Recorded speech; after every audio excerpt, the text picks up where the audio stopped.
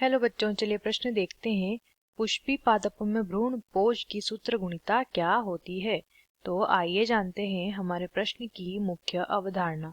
हमारे प्रश्न की मुख्य अवधारणा है, हमें बताना है पुष्पी पादप जो रहते हैं, पुष्पी पादप यानी कि ऐसे पादप जिनमें फूल खिलते हैं, पुष्प लगते हैं जिनमें, तो उन पादपों के अंदर जो भ्रूण पोष पाया जाता है, उस भ्रूण पोष की सूत्र गुणिता हमें बतानी है। क्या बतानी है? सूत्र गुणिता हमें बतानी है। तो पुष्पी पादप तो वो हो गए जिन पादपों पर पुष्प लगते हैं, ठीक है। अब बात कर लेते हैं भ्रूण पोष की। भ्रूण पोष जो होता है पुष्पी पादपों में पाया जाता है और बीज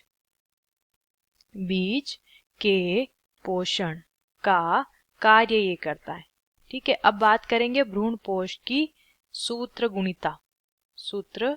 गुणिता के बारे में। भ्रूण पोष की जो सूत्र गुणिता होती है वो कितनी होती है, देखिए। भ्रूणपोष का निर्माण कैसे होता है, अगर बात करेंगे भ्रूणपोष के निर्माण की, तो भ्रूणपोष जब बनता है तो वो बनता है एक नर युग्मक और साथ ही साथ दो ध्रुवीय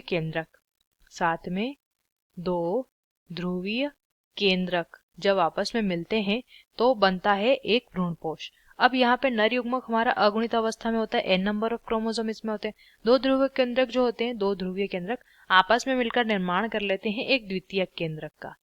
किसका निर्माण कर लेते हैं? एक द्वितीयक केंद्रक का। अब ये जो द्वितीयक केंद्रक होता है ये द्विगुणित अवस्था में होता है 2n। तो अब यहाँ पे n प्लस 2n जब मिलेगा, यानी कि अगुणित और द्विगुणित अवस्था जब मिलती है तो तीसरी अवस्था बन जाती है जिसे कहते हैं त्रिगुणित अवस्था।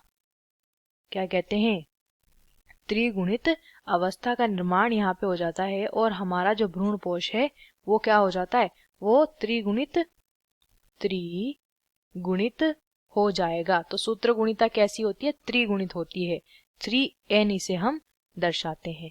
आशा करते हैं आपको इस प्रश्न का उत्तर समझ आया होगा। धन्यवाद।